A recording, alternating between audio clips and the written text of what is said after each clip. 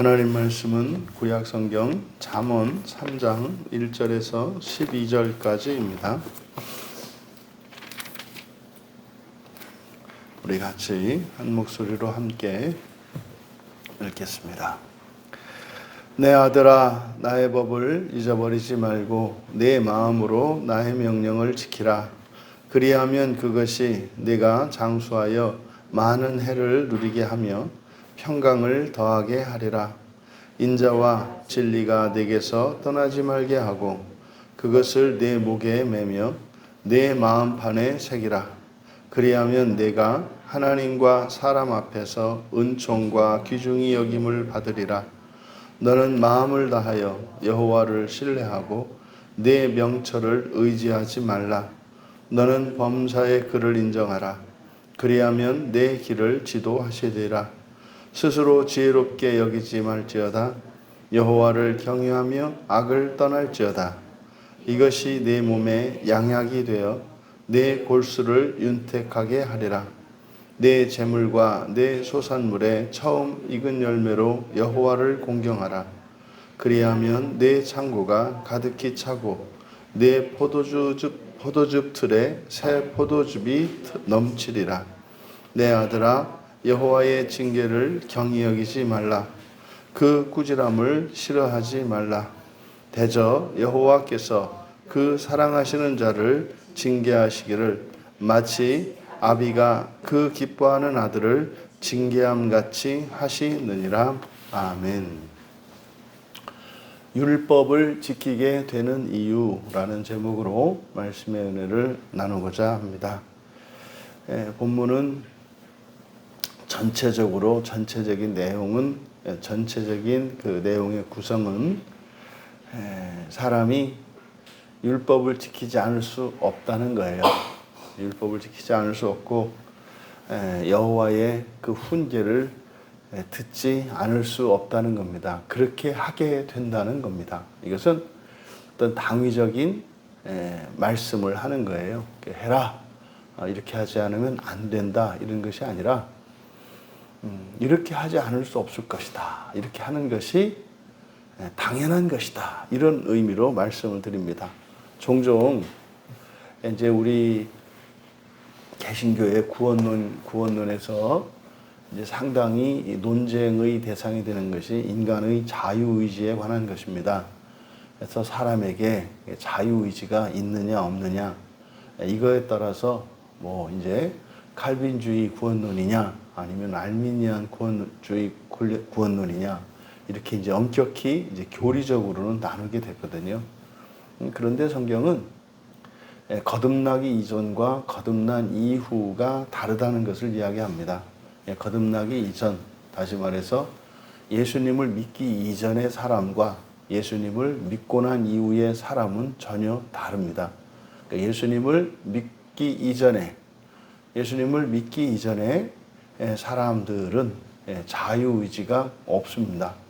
근데 예수님을 믿고 나면 이제 우리 안에 성령이 계시기 때문에 성령으로 말미암아 우리에게 작은 자유의지의 씨가 생기는 겁니다. 그래서 모든 사람에게 자유의지가 다 있는 게 아닙니다. 또 반대로 모든 사람에게 자유의지가 없는 게 아닙니다. 그러니까 칼빈주의와 알미니안주의가 양극단으로 치우치고 있어요. 그런데 사실은 강조점이 다를 뿐이고 양쪽 진영 모두가 나름대로의 타당성이 있고 또 뭐 이렇게 완전히 틀린 말은 아닙니다. 하지만 이것을 구분하지 않기 때문입니다. 거듭나기 이전과 이후를 구분하지 않기 때문에 어느 한쪽은 거듭나기 이전의 인간의 상태, 자유의지가 없다 말하고, 또 어느 한쪽은, 그러니까 이제 알미니안 쪽은 거듭난 이후의 신자의 상태, 자유의지가 있다는 것을. 근데 이것을 이제 일반화시켜 놓으니까 양측이 대립하는 것으로 보이는 겁니다. 근데 오늘 말씀도 인간의 자유의지, 그러니까 지금 이것은 거듭난 백성, 예수를 믿은 신자들을 대상으로 하는 말씀이기 때문에 그렇게 하게 될 거라는 겁니다. 이런 의지가 있다는 겁니다. 이제 본문을 살펴보면 1절에 명령형으로 돼 있어요. 우리말 성경에는 잊어버리지 말고 명령을 지켜라 이렇게 명령형으로 되어 있습니다만 여기는 이제 미완료 시제입니다. 그래서 미완료 시제로 명령형을 나타내는 방법이 있고 그냥 단순히 미완료 시제일 때가 있습니다. 여기는 그냥 미완료 시제입니다. 그래서 내 아들아 너는 나의 율법, 법이라고 되어 있는데 이 토라는 우리가 율법으로 통일합니다. 그래서 나의 율법을 잊지 않을 것이며 이렇게 됩니다. 그러니까 너는 아들아 너는 내 율법을 잊지 않을 거야.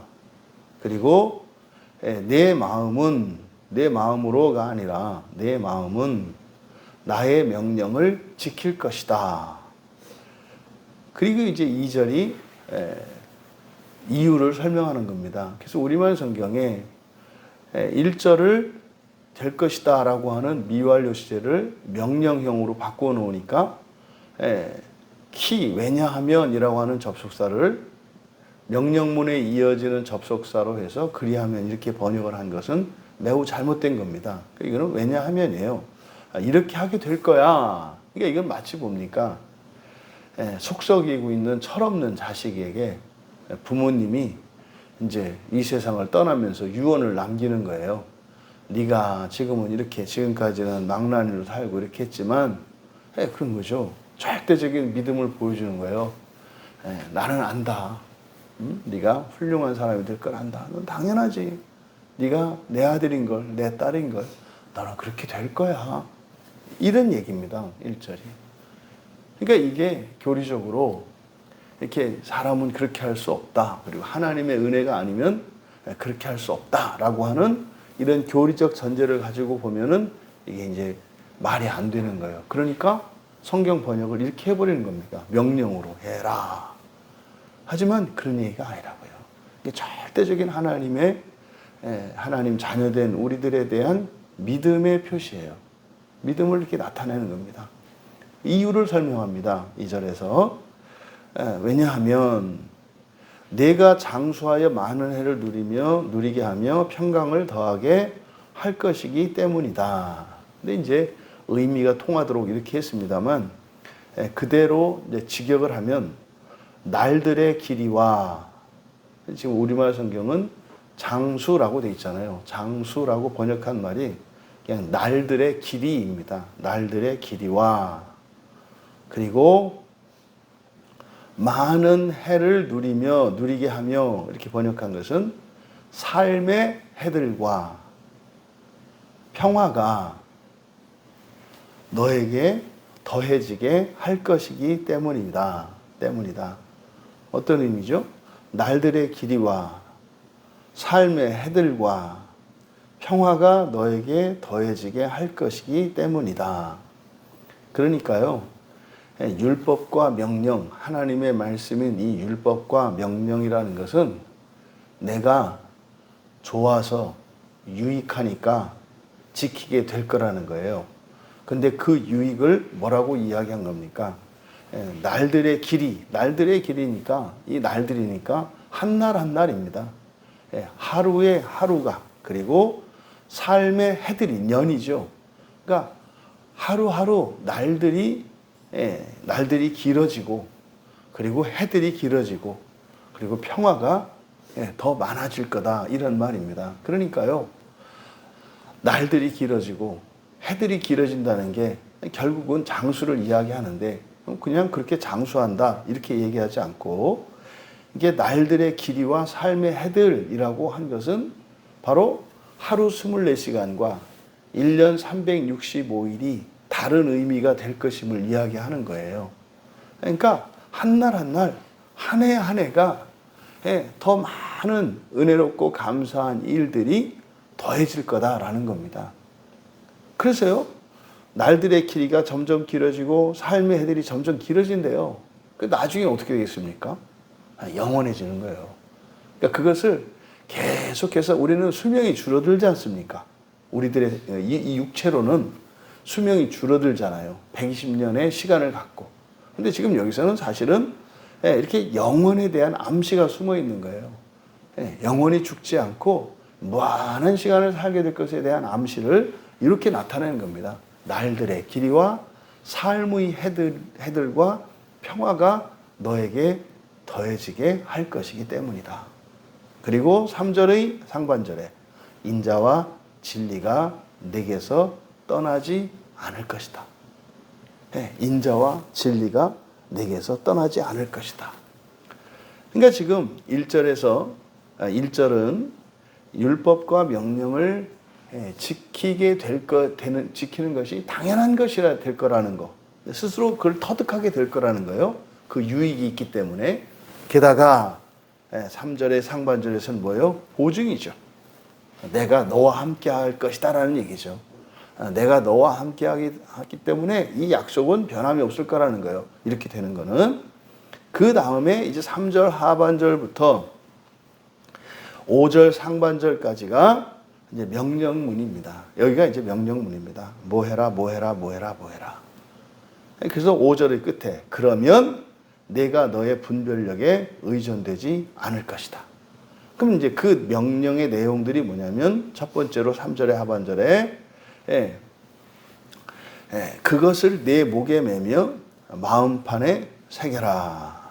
그러니까 이제 여호와의 율법인 거예요. 율법을 목에 매고 내 마음판에 새겨라. 그리고 4절에 이 4절은 번역이 잘못되어 있습니다. 내 명철을 그리하면 내가 하나님과 사람 앞에서 은총과 기중이 여김을 받으리라 이렇게 되어 있는데 이게 이제 창세기 6장 8절 굉장히 중요한 구절인데 여호와가 뭐 은혜를 입었더라 이렇게 이야기를 했습니다만 사실은 그게 아니라 여호와의 눈에서 은혜를 발견했다. 노아가 방주를 만들게 된 그것도 하나님의 은혜로 되어졌다고 우리말 성경에 그렇게 번역되어 있는데 6장 8절에 원문을 그대로 직역하면 어떻게 된다고요? 노아가 여호와의 눈에 있는 은혜를 발견했다 그래요. 그때 이 마차 똑같은 단어가 거의 사용되거든요. 그러니까 여러분들이 이 새벽에 왜 왔을까요? 하나님의 은혜를 발견했기 때문에 온 거예요. 그러니까 종종 특히 우리는 칼빈주의 전통화에 있는 장로교인들이기 때문에 모든 걸 하나님의 은혜입니다라는 말을 그냥 습관적으로 쓰잖아요. 오늘 내가 이렇게 새벽 기도에 나올 수 있었던 거 하나님의 은혜입니다. 이게 뭐냐면 앞서 말씀드렸던 것처럼 구원은 사람에게는 그런 자유의지가 없기 때문에 전적인 하나님의 은혜로 되는 것이니까 모든 게 은혜다. 이렇게 이제 우리가 교리적으로 이야기를 한단 말이에요. 근데 성경은 그렇게 얘기하지 않아요. 구원받은 신자들은 그다음부터는 하나님이 해주시는 게 아니라 그다음부터는 뭐 하는 거예요? 알아서 하는 거예요. 알아서. 그러니까 노아도 여호와의 눈에서 은혜를 발견했기 때문에 한 거다 이 말이에요. 여러분들도 주님에게서 은혜를 발견했기 때문에 열심을 내고 이 새벽같이 나오고 여러분들이 살면서 여러분 뜻대로 하지 않고 말씀대로 살아가는 거예요. 우리가 신자들의 자유의지를 발동시켜서 그 자유의지가 하나님의 의지가 되게끔 나가야 되는데 잘못된 은혜 제일주의, 하나님의 은혜를 절대로 과소평가하는 게 아니죠. 처음에는 죽은 자와 같았던 우리에게는 숨을 쉬도록 살려주세요. 은혜로, 전적인 은혜로. 그 다음부터는 어떻게 하세요? 땅을 경작하라고 주신다고요. 에덴 농산을 네가 한번 해봐라고 주신다니까요. 그래서 우리가 능력이 없을 때 하나님께 도움을 청하면 도와주신다고요. 그게 이제 앞에 2절에서 하신 말씀이란 말이에요. 그러니까 여기서 4절도 지금 우리말 성경은 기중이 여김을 받으리라 이렇게 있습니다만은 이게 능동이에요. 능동 명령이라고요. 그러니까 어떻게 해라? 하나님과 사람의 눈에서 은혜와 선한 통찰력을 발견하라 이렇게 돼요. 여기서 여김을 받다라고 번역되어 있는데 완전히 잘못된 번역이에요. 여기서 여김을 받다라고 번역하는 게 마차라는 단어예요. 이게 창세기 6장 8절에서 사용된 은혜를 발견했다 이 말입니다. 이건 수동이 아니고 능동이라고요. 발견하는 거예요. 그러니까 요 한 구절만 봐도 신자들에게는 자유의지가 있다는 걸 그냥 요 한 구절만 봐도 자유의지가 있기 때문에 이렇게 하게 될 거라고 말하는 거. 너희들 이렇게 하게 될 거야. 내가 해줄 거야가 아니에요. 할 거야. 너희들 알아서 할 거야. 철들면 할 거야. 이게 지금 여기에 우리에 대한 하나님의 믿음, 소망이 다 보여요. 믿음, 소망, 사랑이. 그리고 5절에 이제 지금 구약 성경에서는 신뢰하고 신뢰하다라고 이제 번역을 돼 있는데 이게 바타흐니까 그냥 믿다예요, 믿다. 자, 넌 내 온 마음으로 여호와를 믿어라. 온 마음으로 여호와를 믿어라. 이제 그러면 이렇게 돼요. 그러면 5절의 하반절은 그러면 이게 약속인 거예요. 그러면 내 길을 지도하시리라 밑줄 치시고 여기서 지도하다라고 번역되어 있는데 이게 야샤르입니다. 야샤르. 이 야샤르는 지도한다라고 하는 것이 이게 지금 여기는 수동 용어로 이렇게 되어 있거든요. 그래서 여기서는 5절에 명철을 죄송합니다. 내 마음을 다하여 여호와를 신뢰해라. 그리고 그러니까 5절 상반절과 하반절 사이에 그러면이 생략되어 있는 거예요. 신뢰하라. 그러면 그러니까 이제 하반절도 우리말 성경은 명령문으로 되어 있거든요. 명령문이 아니라 그 결과입니다. 그러니까 앞에서 한 이 명령들을 따르면 일어나는 변화예요. 이렇게 하면 여호와를 믿으면 그러면 내 명철을 의지하지 않게 될 것이다예요. 여기서 의지하다. 여기서 의지하다. 이거는 샤안입니다. 샤안. 아까 야샤르는 뒤에 지도하리라. 이거는 이제 6절의 내용이었고 5절의 하반절 내 명철을 의지하지 말라가 아니라 이 의존하지 않게 될 것이다. 이렇게 되는 겁니다. 않게 될 것이다. 여기 지금 명철이라고 번역한 것도 이게 비나이거든요. 비나니까 명철은 그냥 밝음을 이야기하는 건데 사리 분별력이 그러니까 사리가 밝은 것 이걸 명철이라고 하거든요. 근데 이것은 우리의 힘을 말하는 거예요. 그러니까 분별력입니다. 분별력. 그러니까 분별력 내 분별력에 의존되지 않을 것이다. 그러니까요, 여기서 하나님의 명령을 따르려고 하다 보면 어떻게 된다는 겁니까? 이제 자기의 의지를 개발하게 된다는 거예요. 그래서 무엇을 해야 될 것인지, 그러니까 노예 의지인 너의 그 의지가 아니라 이제는 그 분별력을 가진 의지력을 가지게 될 거라는 거예요. 그러니까 이게 지금 결국 이 잠언의 이 말씀은 하나님의 말씀을 담은 것인데 이 잠언을 공부하게 되면 어떻게 된다는 겁니까? 자유의지를 가지게 될 것이고 그러면 그러니까 우리말로 하면 철드는 거죠. 자유의지라는 게 인간적으로 얘기하면 철드는 것과 같아요. 그래서 어떻게 해요?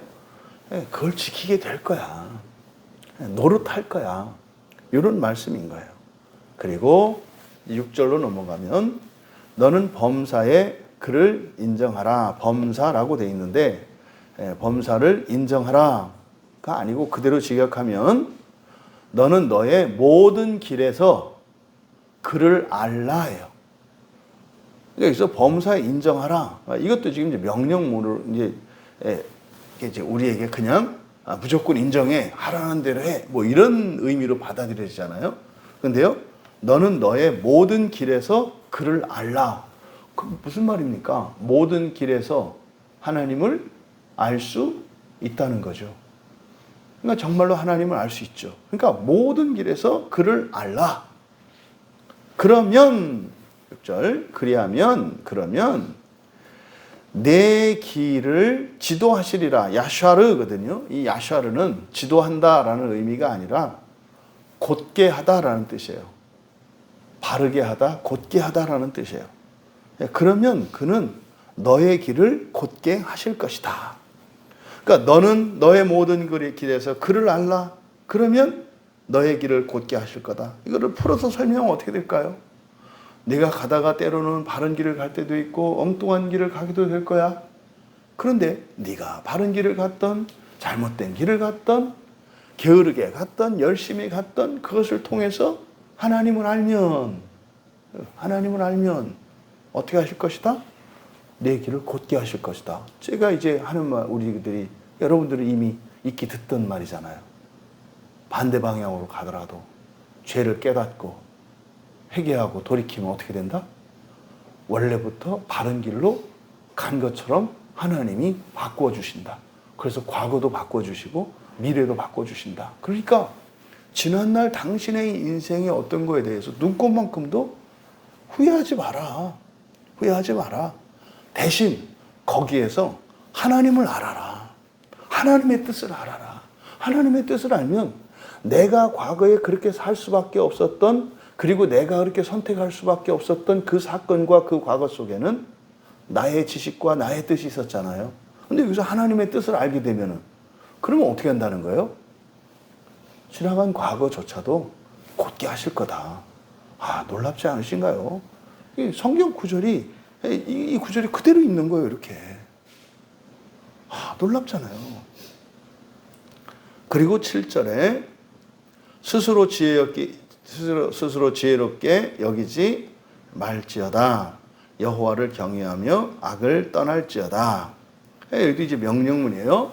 여기서 이제 스스로 지혜롭게 여기지 마라 이렇게 되어 있습니다만, 스스로 지혜롭게 여기지 마라, 잘난 체 하지 마라, 너는 아무것도 아니다, 이런 의미가 아니에요. 넌 그런 존재가 아니야, 이런 의미가 아니고요. 여기 그대로 직역하면 내 눈으로예요. 내 눈으로 지혜롭지 말라. 그냥 뭡니까?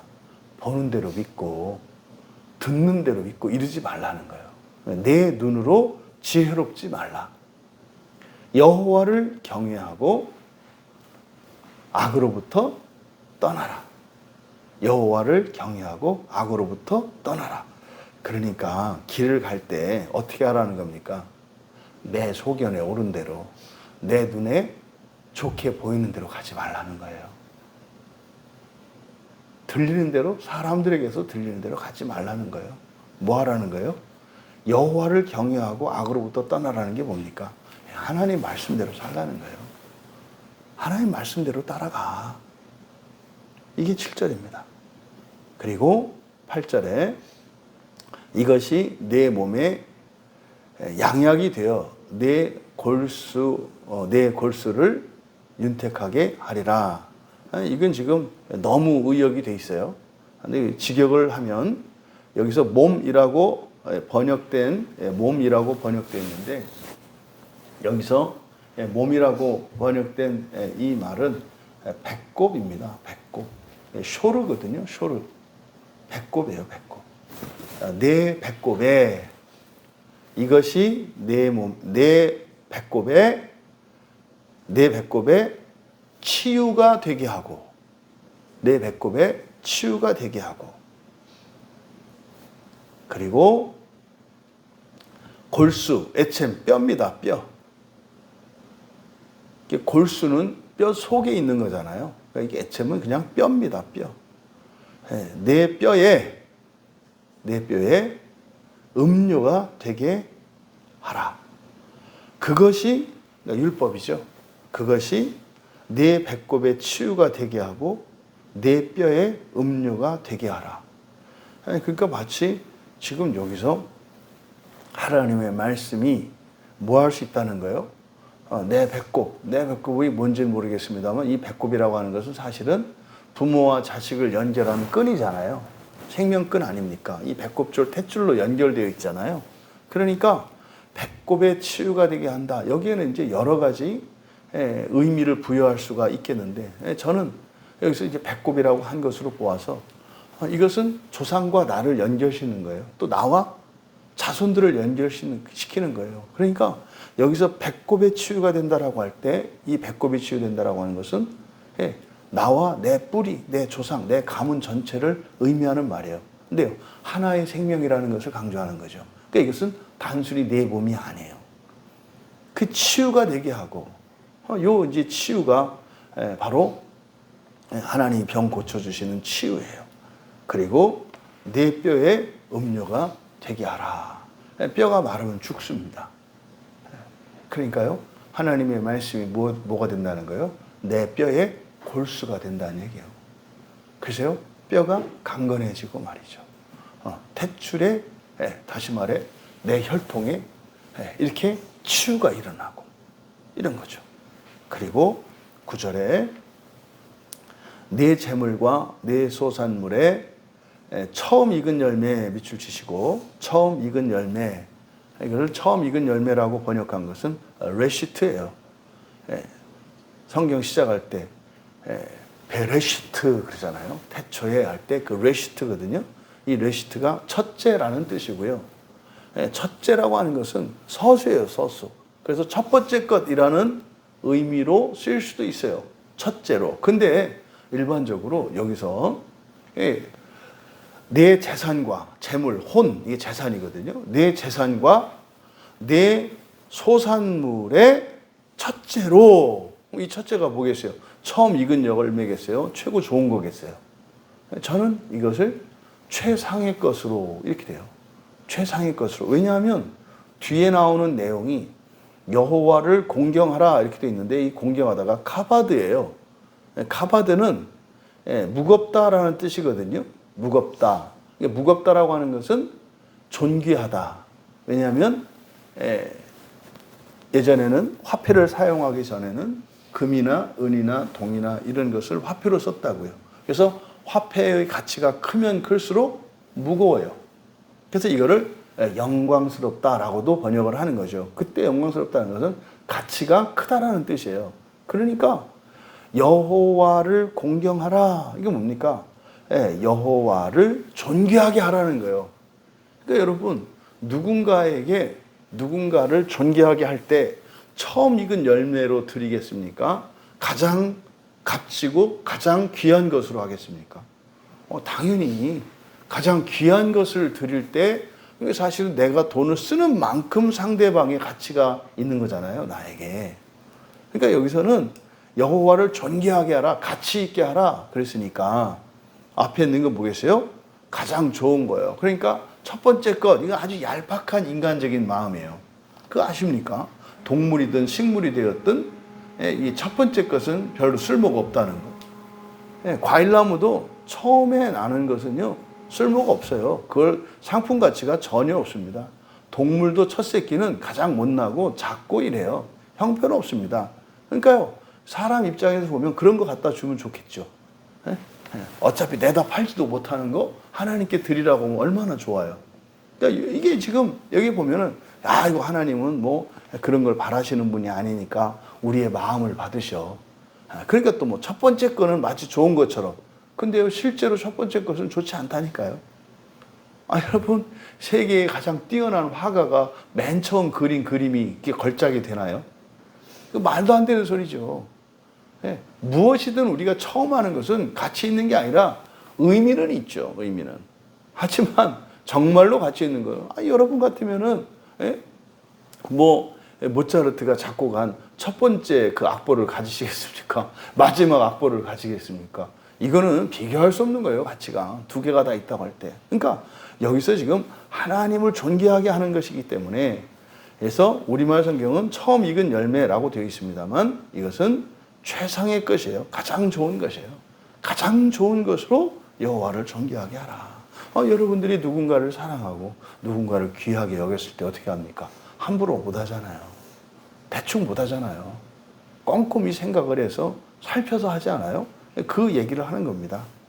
근데 여기도 지금 다 명령문이에요. 그리고 이제 10절에 그리하면입니다. 그리하면, 그러니까 6절에서부터 6절은 모든 길에서 그를 알아라. 그러면 모든 길을 곱게 하실 거다. 그래서 내 눈으로 지혜롭게 하지 말고 여호와를 경외 악으로부터 떠나라 그랬잖아요. 그다음에 이제 여기 이제 8절에서 그것으로 내 배꼽에 치유가 되게 하고 내 뼈에 음녀가 되게 하라. 그러니까 그 말씀을 어떻게 하라는 거예요? 너와 내 가문, 내 가문이 그래서 너와 내 가문이 더 어떻게 되라? 건강하게 되고 힘있게 되라는 거예요.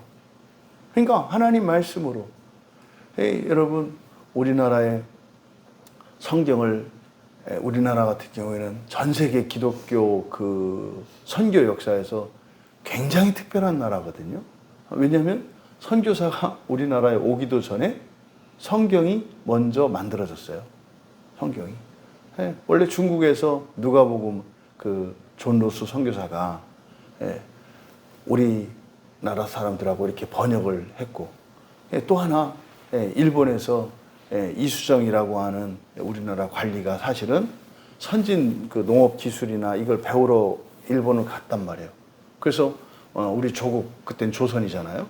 조선을 위해서 선진 기술을 배워가지고 이제 전하려고 갔거든요.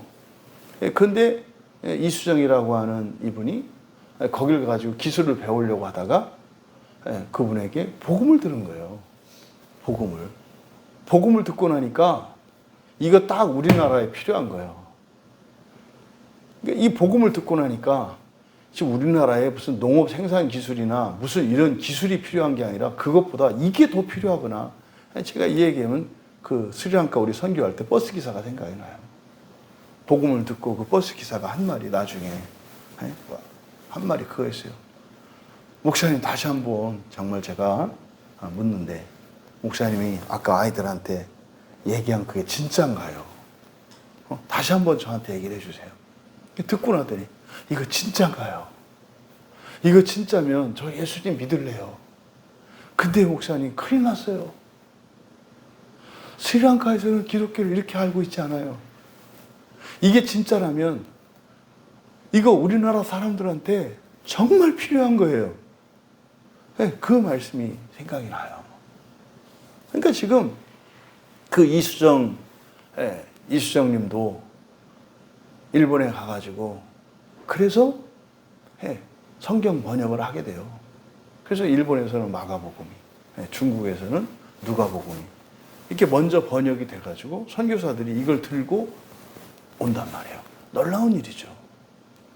바로 여러분 이게 이 하나님의 말씀이 실제적으로 우리의 몸과 우리들의 가문 전체를 바꾸게 할 수 있다고요. 그러니까 뭡니까? 성경 말씀으로 자녀들을 교육하고 가정에서 가정 예배를 드리고 이게 지금 그것으로 치유가 되게 하고 음료가 되게 하라는 거예요. 이걸 약으로 삼고 양식으로 삼으라는 거잖아요. 그러면 10절에 그러면 내 창고들이 가득히 채워지고 이게요. 우리말 번역에서는 이게 약화되어 있어요. 그러면 내 창고가 가득히 차고가 아니라 채워지고예요. 채워지고. 창고가 채워지고 니팔 수동형입니다. 그러니까 뭐예요? 저절로 그렇게 된다는 거예요. 그러니까 성경 말씀을 밥으로 삼고 약으로 삼으면 창고가 채워진대요. 창고가 그냥 채워진대요. 그리고 뒤에 하반절에 새 포도즙이, 그러니까 포도즙 틀에 새 포도즙이 넘치리라 이랬는데요. 이거는 본문의 의미를 상당히 약화시킨 거예요. 여기에 넘치다라고 번역한 단어가 파라츠거든요. 파라츠는 터트리다, 깨뜨리다예요. 그래서 그대로 직역하면 새 포도즙이 포도즙 틀을, 내 포도즙 틀을 어떻게 할 거다? 깨트릴 거다. 깨트릴 거다. 뭡니까? 터져서 넘쳐가지고 그냥 이렇게 넘치는 정도가 아니라 뭐예요? 포도즙 틀 자체를 터트릴 거래요. 왜요? 너무 많아서. 그러니까 그냥 차고 넘치는 정도가 아니에요. 그러니까 하나님의 말씀을, 이 율법을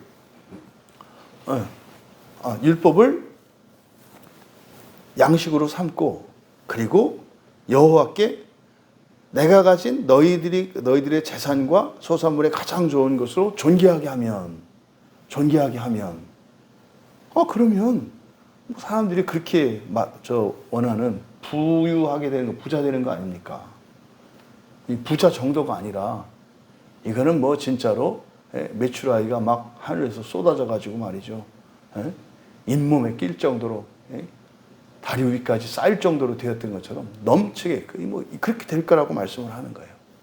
그리고 마지막 11절과 12절에 보면 12절에 1절에서 율법을 잊지 않을 것이고 명령을 지킬 거다 그랬잖아요. 내 명령을 지킬 거다 그랬잖아요. 그리고 두 번째 당위, 내 아들아 너는 여호와의 훈계를 거부하지 말라가 아니라 훈계를 거부하지 않을 것이고 이렇게 돼요. 우리말 성경에서는 여기를 경히 여기다라고 번역을 했습니다만 마안이라는 단어예요. 마안은 거부하다, 거절하다 이런 뜻입니다. 그러니까 여호와의 징계도 이게 뭐 징계라고 하면은 뭐 벌을 주는 거 아닙니까? 뭐 회초리를 치든지 뭘 하는 거 아니에요. 그게 아니라 무사리예요, 무사로. 말로 주는 훈계입니다. 내 아들아, 여호와의 훈계를 경히 여기지가 아니라 거부하지 않고 말라가 아니라 않고 그 꾸지람을 싫어하다인데 이게 쿠츠니까 이 쿠츠는 그냥 싫어하는 게 아니라 아주 진절머리를 내는 겁니다. 몹시 싫어하는 거예요. 그러니까 그 꾸지람을 몹시 싫어하지 않을 것이다. 내 아들아, 너는 여호와의 훈계를 거부하지 않을 것이고 그 꾸지람을 몹시 싫어하지 않을 것이다. 이유예요. 12절은. 대저 이것도 왜냐하면입니다. 왜냐하면 왜 하나님의 그 훈계와 꾸지람을 싫어하지 않게 될 것이냐면 말이지. 왜냐하면 여호와께서 사랑하시는 자를 징계하다 밑줄 치시고 이게 지금 상당히 중요한 단어인데 번역이 잘못된 꼭 바로 잡아야 되는 단어 중에 하나예요. 여기서 징계하다라고 번역한 이 단어가 야카흐라는 말이거든요. 야카흐는 결정하다, 판단을 내리다 이런 뜻이에요. 결정하다, 판단을 내리다. 그러니까 이것은 뭐 이렇게 야단치고 징계하고 그런 게 아닙니다. 여호와께서 이게 또 히필령이거든요. 히필령 그러니까 사역형이에요. 뭐뭐 하게 하다라는 뜻이에요. 뭐뭐 하게 하다. 그러니까 어떻게 됩니까? 여호와께서 그 사랑하시는 자를 뭐하게 하신다? 결정하게 하실 것이기 때문이다 이런 거예요. 결정하게 하실 것이기 때문이다. 그러니까 바로 앞에 11절에서 훈계와 이런 꾸지람을 몹시 싫어하지 않게 되는 이유로 말했는데 그게 뭡니까? 이렇게 훈계하시고 꾸지람을 주시는 목적이 잘잘못에 대해서 심판 내리는 게 아니라 뭐라는 거예요? 결정권을 줬기 때문에 결정하게 하셨기 때문에 그러니까 하나님이 결정하게 하셨기 때문에 잘못 결정했다고 벌을 주는 게 아니라 결정권을 줬으니까 올바른 결정을 내릴 수 있도록 하시는 것이 훈계와 꾸지람이라는 거예요. 그러니까 훈계와 꾸지람은 도와주는 것이지 잘못했다고 야단치는 게 아니다 이 말이에요. 이해되시죠? 학생들이 선생님의 꾸지람을 굉장히 싫어해요. 부모의 잔소리를 굉장히 싫어해요. 왜요? 자꾸 내가 틀렸다고 야단치는 것처럼 느껴지거든요. 근데 그게 아니라는 거죠. 선생님이나 부모님이나 교회에서 목사님이 이렇게 말하는 거는 잘못했다고 야단치거나 이렇게 하는 것이 아니라 결정권을 주셨기 때문에 우리로 하여금 결정하게 하셨기 때문에 바른 결정이 내릴 수 있도록 도와주시는 거다 이 말이에요. 그리고 끝에 마치 아비가 그 기뻐하는 아들을 징계함 같이 하시느니라 X하세요. 징계함 같이 하시는 없어요 여기. 그게 아니라 그냥 기뻐하다예요. 기뻐하다. 그래서 뒤는 뭐냐면 아들을 사랑하는 아버지처럼이에요. 아들을 사랑하는 아버지처럼. 그러니까 아들을 기뻐하는 아버지처럼 정리하면, 그러니까 이 아들을 기뻐하는 아버지처럼, 이게 이제 히브리 원문에는 맨 뒤에 있습니다만 우리말 어순으로는 앞으로 둬야 되겠죠. 그래서 12절을 정리하면, 왜냐하면 아들을 기뻐하는 아버지처럼 여호와는 사랑하는 자를 결정하게 하실 것이기 때문이다.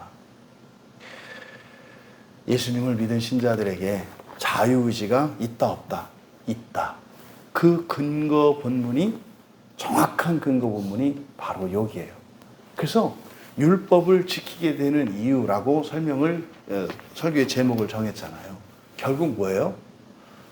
그게 유익하다는 거를, 그게 이 세상을 사는데도, 먹고 사는데도 잘 먹고 잘 살게 해줄 거고, 나뿐만 아니라 가문 전체가 그렇게 될 것이라는 것을 깨닫게 되기 때문에 하지 말라고 해도 하게 될 것이다라는 거예요. 그리고 훈계와 꾸지람도 싫어하는 게 아니라, 그걸 오히려 구하게 될 거라는 거예요. 그러니까 하나님의 훈계와 꾸지람을 통해서 우리가 더 온전한 결정을, 다시 말해서 온전한 의지를 가질 수 있게 될 것이기 때문에 그것을 오히려 더 듣고 살 거다 이 말이에요. 하나님, 제가 뭐 잘못한 거 없나요? 제가 틀린 거 없나요? 고쳐주세요. 야단쳐주세요. 이 얘기를 하고 있는 거예요. 여러분, 성경을 읽게 될 거고요. 기도하게 될 거고요. 하나님의 은혜를 구하게 될 거고요. 더 거룩하게 살고자 몸부림할 거예요. 이렇게 하십시오가 아니라 그렇게 하게 될 것이라고 말씀을 해요. 그러지 못한 것은 뭡니까? 우리가 믿음을 가지지 못하기 때문이고요. 소망이 불확실하기 때문이에요. 우리가 왜 예수를 믿고 왜 이 세상에 태어났는지를 알게 된다면, 그리고 하나님의 말씀을 따라서 우리를 변화시키며 살아갈 때 거기에 주어지는 보상과 약속이 무엇인지 알게 된다면 하게 될 거라는 거예요. 이 말씀이 우리들에게 더욱더 하나님 말씀인 성경을 사랑하고 성경 말씀을 따라 살아갈 수 있게 하는 그런 처방이 될 수 있기를 주님의 이름으로 축원합니다. 존귀하신 하나님, 하나님의 모든 말씀은 생명의 말씀이요 구원의 말씀인 것을 믿습니다. 이것을 저희들이 기뻐하고 좋아하며 또한 그 유익을 알기 때문에 하나님의 말씀을 저희들의 자유의지로 더욱더 소중히 여기며 배워가며 그것을 먹고 소화시키며 내 것으로 만들어가게 될 줄 믿습니다. 저희들에게 믿음의 분량을 날마다 더하여 주시고 저희들의 소망이 날마다 더욱 분명케 하여 주셔서 정말로 무엇보다 하나님의 말씀인 성경을 사랑하고 이 성경만으로 넉넉히 이 세상을 기쁘고 행복하고 존귀하게 살아갈 수 있음을 깨닫게 하여 주시옵소서. 감사하며 예수님의 이름으로 기도하옵나이다.